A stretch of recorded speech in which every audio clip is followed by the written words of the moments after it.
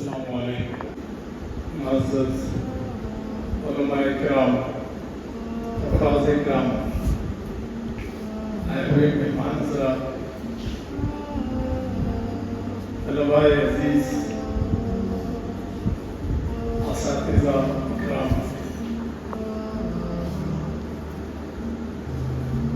آج ہم دارالعلوم عثمانیہ کے ششماہی امتحان کی نسبت سے آپ کی خدمت میں حاضر ہوئے۔ ریاض العلوم شیرگاؤں کے اساتذہ نے آپ کا امتحان لیا اور اپنے تاثرات کا بھی اظہار کیا، اور میں نے بھی وہ تاثرات سنے تو دل کو خوشی ہوگی اور اطمینان ہوا کہ دارالعلوم عثمانیہ دن بدن تعلیمی، تربیتی اور روحانی اعتبار سے ترقی کر رہا ہے۔ بارگاہ خداوندی میں دعا کرتا ہوں اور ہم سب دعا گو ہیں کہ اللہ اس مدرسے کو دن دگنی رات چوگنی ترقی عطا فرمائے، مولانا عبدالرؤوف صاحب کو بھی صحت عطا فرمائے، مزید کام کرنے کا حوصلہ اور ہمت عطا فرمائے۔ دارالعلوم کے اساتذہ کو بھی اللہ تعالی ہمت دے، ان کے اقوام میں طاقت دے، ان کے ارادے، ان کے عزائم کو اللہ تعالیٰ بلند کرے، اور وہ اپنے سینے میں جو علم رکھتے ہیں وہ ان طلباء کو پلائیں۔ فقول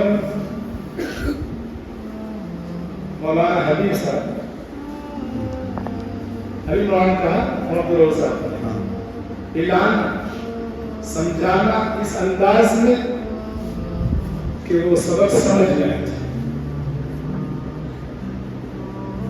آج کل اصول شاشی میں ہمارے پاس 3 طلباء اور 1 طالب علم بہت کمزور ہے، اور ابھی سبق چل رہا ہے مطلق اور مقید کا۔ اس سے پہلے عام خصال الباز ہوا۔ شروع میں جب بچے پڑھ رہے تھے تو اس وقت تو کوئی عبارت صحیح پڑھ نہیں پاتے تھے، اور اصول شاشی سے ایک طرح کی وہ وحشت محسوس کرتے تھے۔ لیکن آج یہاں تک آنے کے بعد آج میں نے ان کو خود کہا تم پڑھو تم سناؤ۔ انہوں نے خود عبارت پڑھی اور خود ترجمہ کیا۔ پہلے ان کو میں نے بتایا، سمجھایا، لکھایا۔ تو اب وہ ایک کمزور طالب علم تھا جس سے ایسا لگتا تھا کہ یہ چلے گا یا نہیں چلے گا، لیکن اس سے امید ہو گئی کہ اب وہ چلیں گے۔ کہنے کا مطلب یہ ہے کہ استاذ کے دل کے اندر سے ایک تڑپ ہونا چاہیے کہ یہ طلباء جو میرے سامنے بیٹھے ہوئے ہیں میں ان کو پڑھاؤں اور ان کو یہ سمجھ میں آ جائے جو صاحب کتاب کہنا چاہتے ہیں وہ طالب علم کے سمجھ میں آ جائے۔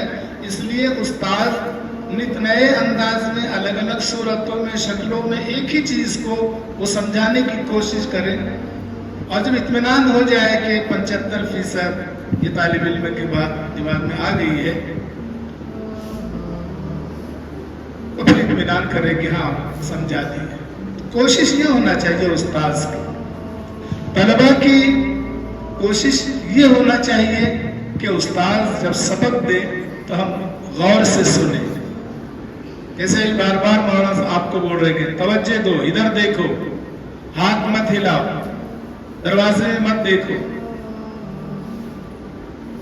اس لیے کہ دل کے اندر اور دماغ کے اندر جو جانے کے راستے ہیں، یہ حواس جو ہمارے ہیں، ان حواس سے خمسہ کے ذریعے سے یہ باہر کی چیزیں ہمارے اندر جاتی ہے۔ علم ہم کو ہوتا ہے آنکھ سے دیکھی جانے والی چیز کا علم، زبان سے چکھ کر کے چکھنے والی چیز کا علم ہمیں حاصل ہوتا ہے، کان سے سننے والی چیز کا علم حاصل ہوتا ہے. یہ سب چیزیں دماغ میں جاتی ہے اور پھر دماغ اور عقل اس کا فیصلہ کرتے ہیں کہ ان 4 راہوں سے آئی ہوئی چیز کے بارے میں کیا فیصلہ کرنا چاہیے.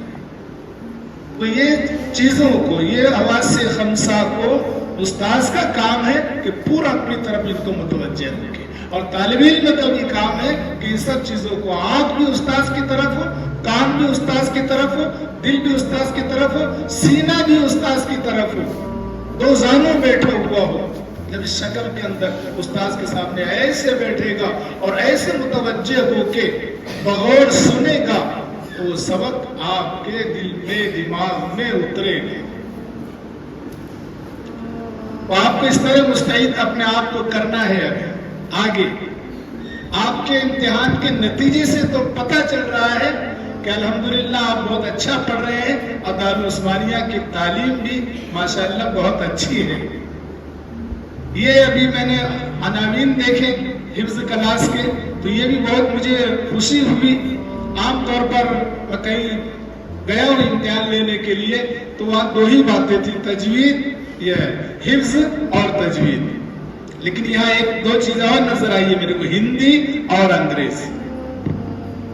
یہ بہت ضرورت ہے آپ کو بھی. آپ چاہے اس اسٹیٹ کے ہوں یا باہر کے اسٹیٹ کے ہوں، یہاں کے ہوں اور کہیں اور رہنے والے ہوں، ہر ایک کو اپنی ریاستی زبان آنا ضروری ہے. اور وہ لینگویج جو بین الاقوامی لینگویج ہے، یہ 2 زبانیں ہیں، انگریزی اور عربی. یہ دونوں زبانوں پر بھی آدمی کو کمانڈ حاصل ہونا چاہیے. کم سے کم ہم کوئی فارم بھر سکیں، کم سے کم ہم کوئی درخواست لکھ سکیں، کم سے کم ہم بورڈ لکھ سکیں، اخبار پڑھ سکیں، اخبار کی ہیڈنگ ہم پڑھ سکیں. اتنا تو ہندی ہم کو آنا چاہیے یا اتنی تو انگریزی ہم کو آنا چاہیے. آج کل تو انگریزی کا چلن ہے، واٹس ایپ پہ انگریزی چل رہی ہے اور انٹرنیٹ پہ انگریزی چل رہی ہے. سب طرف انگریزی الفاظ لوگ استعمال کر رہے ہیں.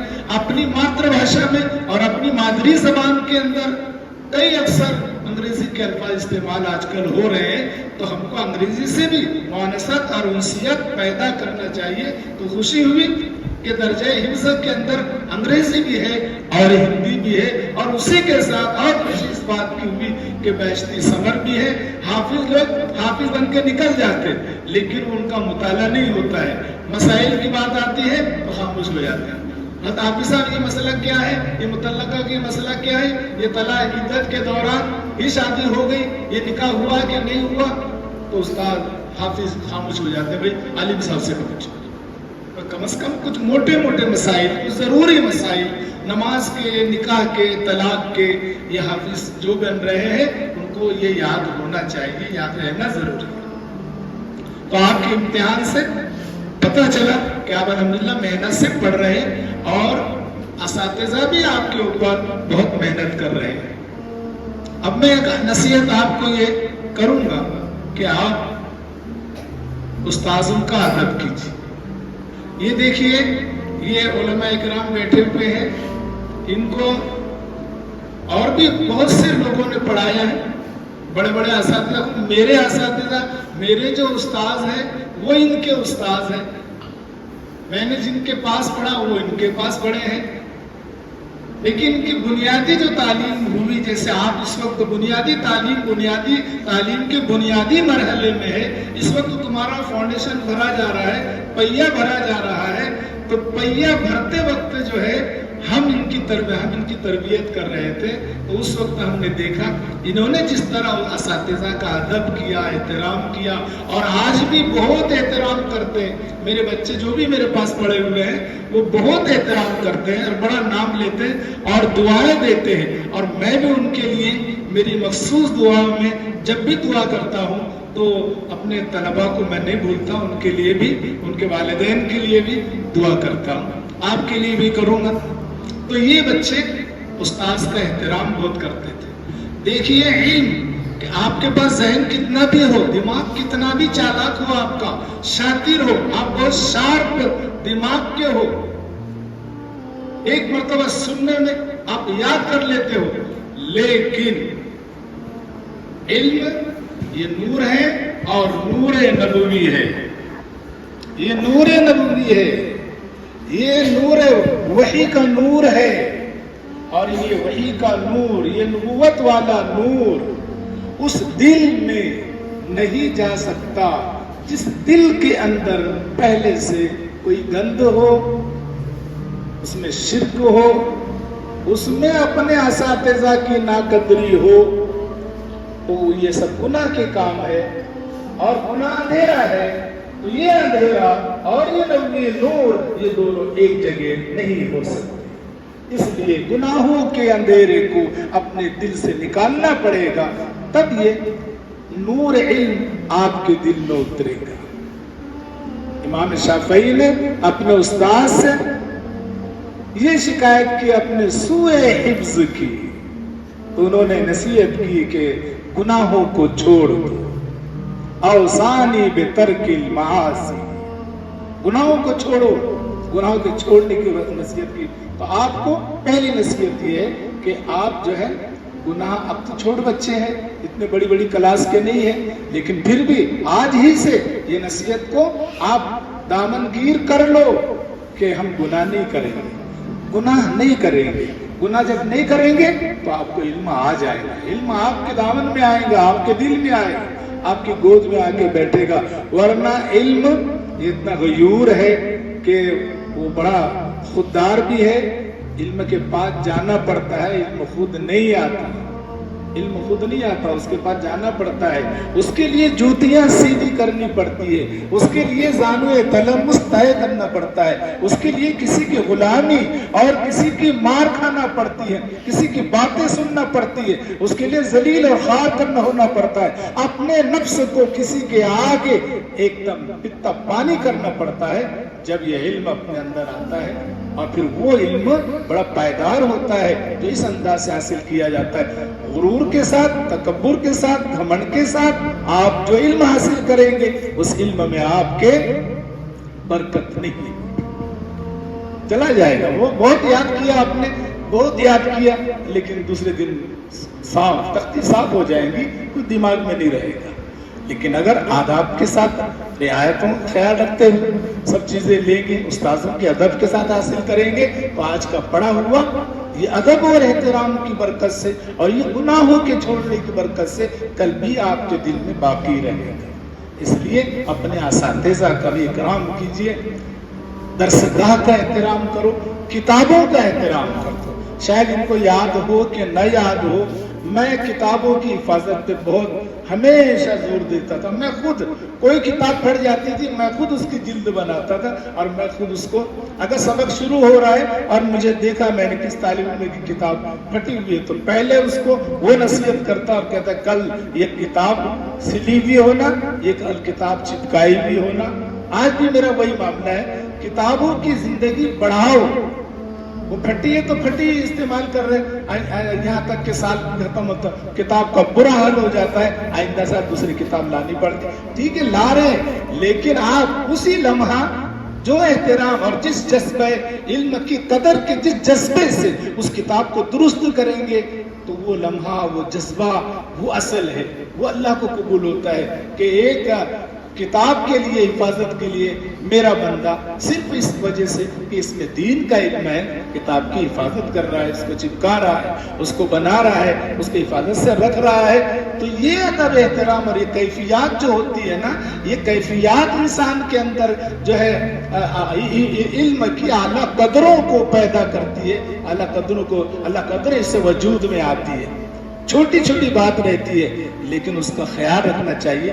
آپ نے سنا ہوگا امام ابو حنیفہ, امام اعظم رحمۃ اللہ علیہ, ہم حنفی ہیں, ہماری نسبت امام ابو حنیفہ سے ہے.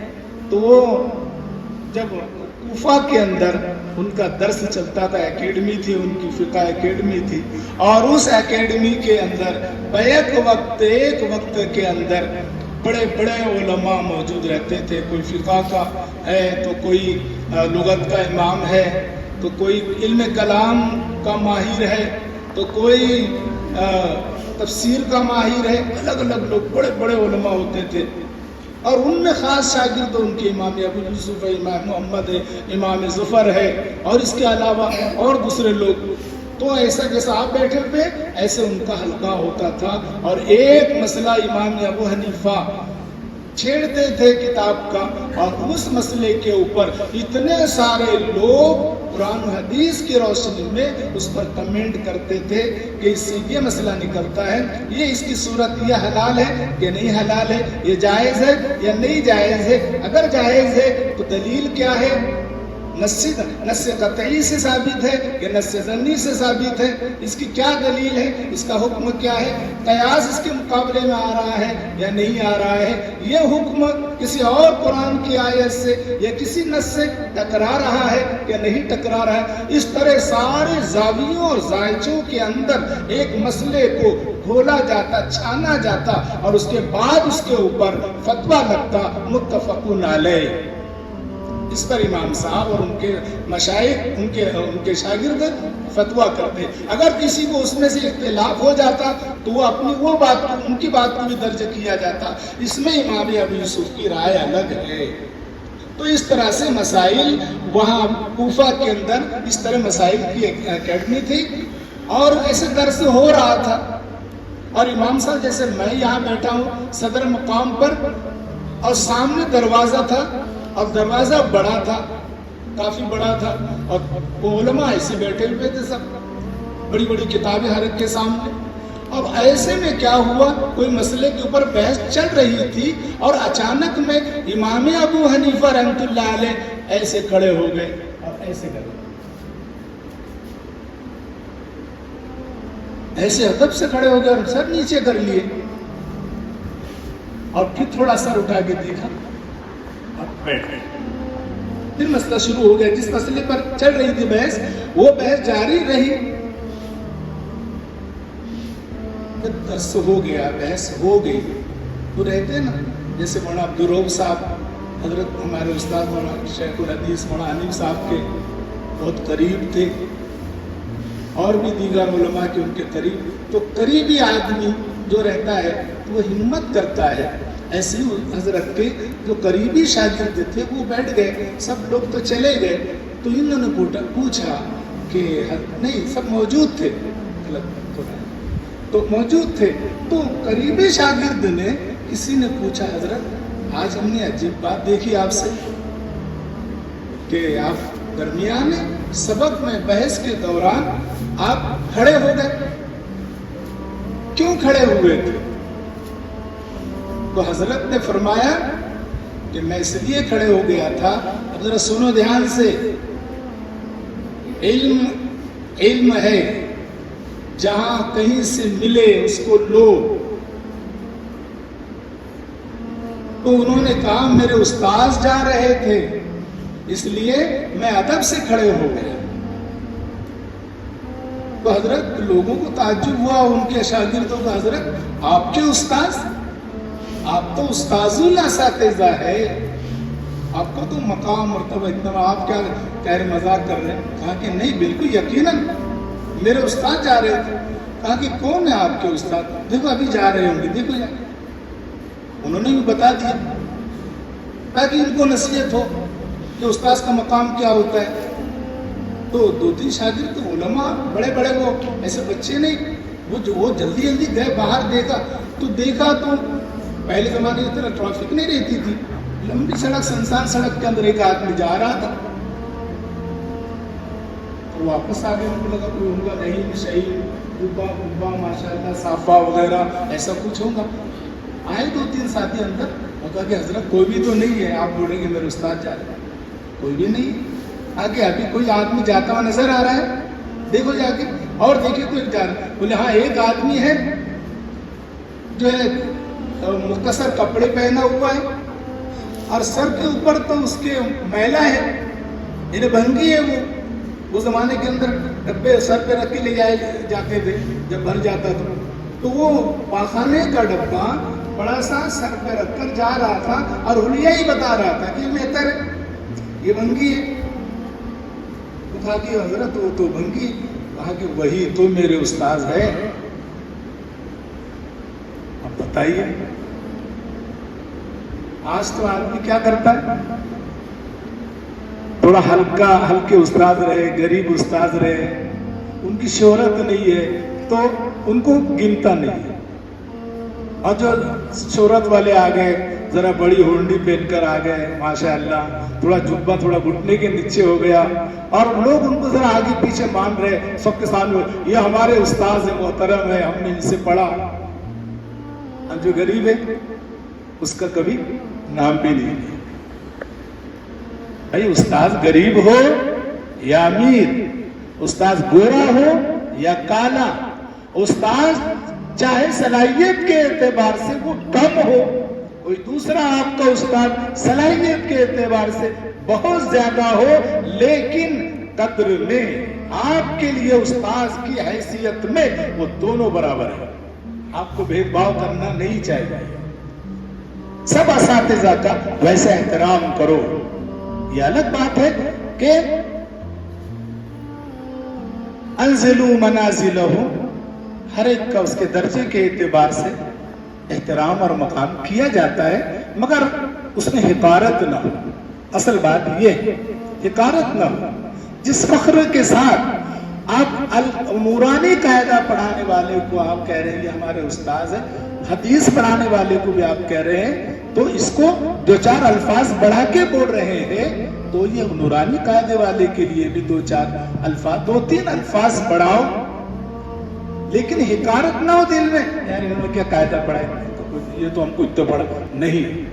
میاں آپ اس جو نورانی قاعدہ پڑھانے والا ہے اس کے ہاتھ میں آپ آٹے کی طرح تھے. وہ آٹا جو آپ کی ماں روٹی پکانے سے پہلے اس میں پانی ڈالتی ہے, اور اس ادھر دیکھیے, ختم کروں گا ابھی, ختم کروں, تو ادھر گونتی ہے, اور گوننے کے بعد اس کا پیڑا بناتی ہے, اور پیڑا بنانے کے بعد اس کو روٹی بیلتی ہے. تو یہ حیثیت آپ کی نورانی قاعدے والے کے پاس, املا نویسی والے کے پاس آپ کی حیثیت یہ ہوتی ہے. اور پھر روٹی بن کر پھر وہ آگے جاتی ہے, پھر وہ آگے والا وہ روٹی کو سنوارتا ہے, اس میں تیل لگاتا ہے, اس کے اندر گھی ڈالتا ہے, اس کو بھونتا ہے, لیکن اصل بنانے والی تو وہ ماں ہے. وہ اگر نہ بناتی, وہ نہ گونتی, تو یہ روٹی ملت میں نہیں جاتی. وہ اگر نہ گونتی تو یہ روٹی دارالعلوم دیوبند میں نہیں جاتی. تو روٹی بنی ہے دارالعلوم عثمانیہ, اب یہ تیار ہو کے جانے والی ہے مظاہر العلوم میں, ملت میں, وہاں پہنچے گی. تو استاد سب کے سب برابر ہے, ہر ایک کا احترام کرو. چنانچہ امام صاحب نے کہا کہ وہ میرے استاذ جا رہے ہیں, میرے استاذ ہے, تو لوگوں نے حقیقت جاننا چاہیے کہ حضرت یہ آپ کے استاذ کیسے ہو سکتے ہیں. تو آپ نے فرمایا کہ تحقیق و تدقیق کے دوران جب میں مسائل کی تحقیق اور تدقیق کر رہا تھا, تو مجھے ایک مسئلہ معلوم کرنے کی ضرورت پڑی, اور میں نے بہت جستجو کی. وہ مسئلہ یہ تھا کہ میں جاننا چاہتا تھا کہ کتا بالغ کب ہوتا ہے, کتا بالغ کب ہوتا ہے. تو میں نے کئی لوگوں سے پوچھا, عمر دراز لوگوں سے پوچھا, علم والوں سے پوچھا, لیکن ہر ایک نے کہا کہ لا علم لنا, ہم کو نہیں معلوم. تو ایک بوڑھے نے مجھ کو کہا کہ ابو حنیفہ اتنا پریشان ہونے کی ضرورت نہیں ہے. دیکھو بھنگی واڑے میں جاؤ, اور وہاں ایک بوڑھا بھنگی ہے, اور وہ بوڑھا بھنگی وہ تجربہ کار ہے, اور اس کے پاس یہ دنیا داری کی اس کی بہت سارا علم ہے. اس سے پوچھو, ہو سکتا ہے کہ وہ تم کو بتا دے. چنانچہ اس بھنگی کے پاس گئے, بلایا نہیں, علم دیکھو, حالانکہ دنیا کے بارے میں علم لینا ہے, لیکن اس کے لیے بھی اپنی مسند چھوڑی, اپنا گھر چھوڑا, اس کے گھر گئے. علم کے واسطے اپنے آپ کو بچھانا پڑتا ہے. گئے اس کے پاس اور جا کر کے وہ کہا، تھوڑی سی بات کی اور پھر کہا میرا آنا اس لیے ہوا کہ لوگوں نے آپ کی بڑی تعریف کی اور میں ایک مسئلے میں اٹک گیا ہوں، تو سنا ہے کہ وہ آپ بتا سکتے ہیں، تو کیا آپ بتائیں گے؟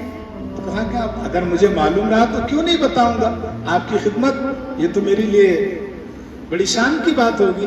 کہا کہ حضرت، اس کو کہا کہ جناب مجھے اس مسئلے کی تلاش ہے کہ کتا بالغ کب ہوتا ہے؟ کہا کہ بس اتنی سی بات ہے۔ کہا کہ اتنی سی نہیں، کتابیں چھان ڈالا، نہیں ملا معلوم، نہیں مسئلہ نہیں ملا۔ کہا کہ بہت آسان ہے، جب کتا ٹانگ اٹھا کر پیشاب کرنا شروع کر دے سمجھ لو بالغ ہو گیا۔ جب تک بالغ نہیں ہوتا، وہ جب تک جھک کے پیشاب کرتا ہے دونوں پیر نیچے ہی رہتے ہیں اس کے، جب بالغ ہوتا وہ ٹانگ اٹھانا شروع کر دیتا ہے۔ ان کو یہ مسئلہ معلوم ہے۔ وہ امام صاحب نے کہا وہ میرے استاذ ہیں۔ تو امام ابو حنیفہ نے ہم سب کو یہ سبق دے دیا ہے کہ استاذ کا ادب کرو، چاہے وہ استاد چھوٹا ہو، گھٹیا ہو، بڑا ہو، مسلم ہو، غیر مسلم ہو، دین کا علم دیا ہو کہ دنیا کا علم دیا ہو، استاذ بہرحال استاذ۔ تو آپ استاذ کی خدمت کریں گے؟ بولو ہاں، تو یہی خدمت سے تمہیں خدا ملے گا اور اسی خدمت سے تمہیں علم نور حاصل ہوگا۔ بس اللہ تعالیٰ مجھے آپ کو عمل کرنے کی توفیق عطا فرمائے۔